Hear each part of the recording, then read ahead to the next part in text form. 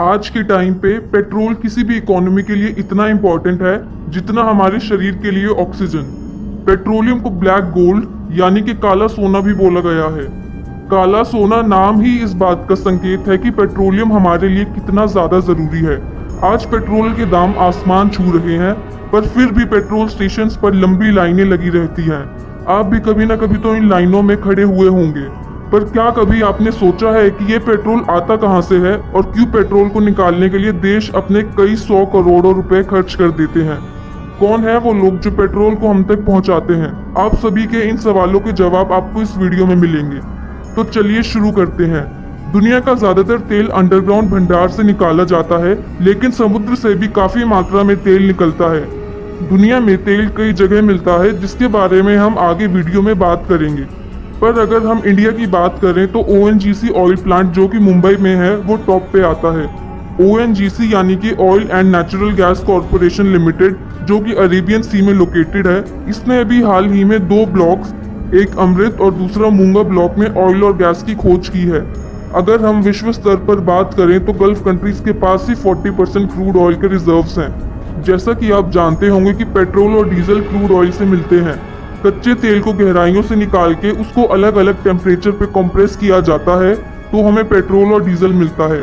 Global energy research group Wood Mackenzie के senior analyst Robert Plummer के मुताबिक deep water exploration के तहत जब समुद्र से तेल निकाला जाता है तो उसका कॉस्ट करीब $100 मिलियन से $200 मिलियन होता है, और इसके बावजूद समुद्र से तेल निकालने के चांसेस 4 में से सिर्फ 1 होते हैं।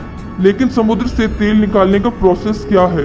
महासागर से तेल निकालने के लिए ऑफशोर ड्रिलिंग प्लेटफॉर्म का यूज किया जाता है, जो ऑयल रिग्स के नाम से भी जाना जाता है। ये बड़े बड़े स्ट्रक्चर्स समुद्र के पानी पर तैनात किए जाते हैं।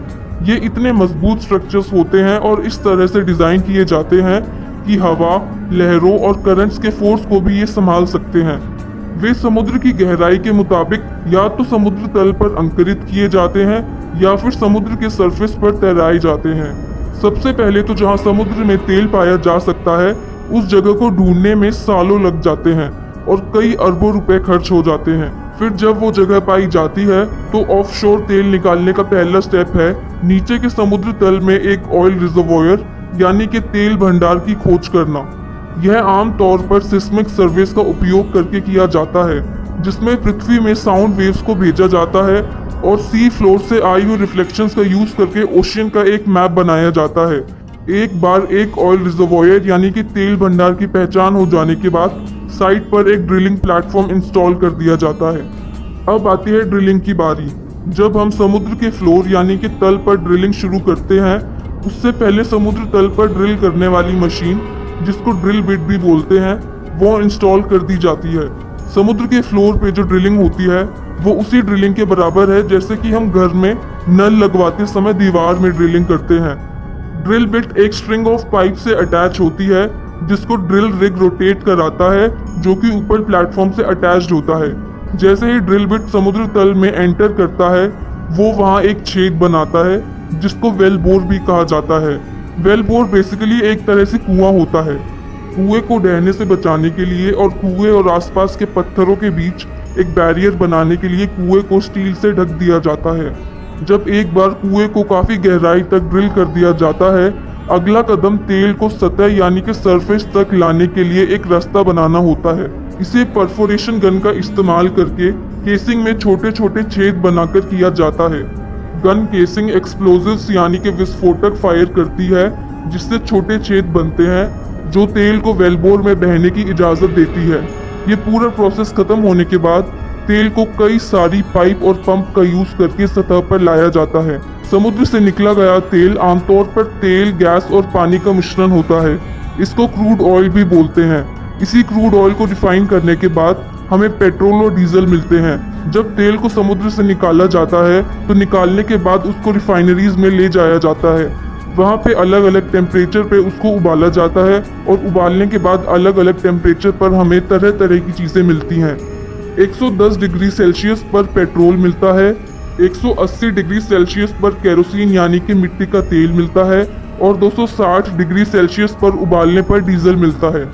ऑफशोर ऑयल एक्सट्रैक्शन एक कॉम्प्लेक्स और रिस्की प्रोसेस है जो पर्यावरण को काफी नुकसान पहुंचा सकता है और जिसमें इस पूरे प्रोसेस में इन्वॉल्व वर्कर्स की सेफ्टी पर भी सवाल खड़ा होता है।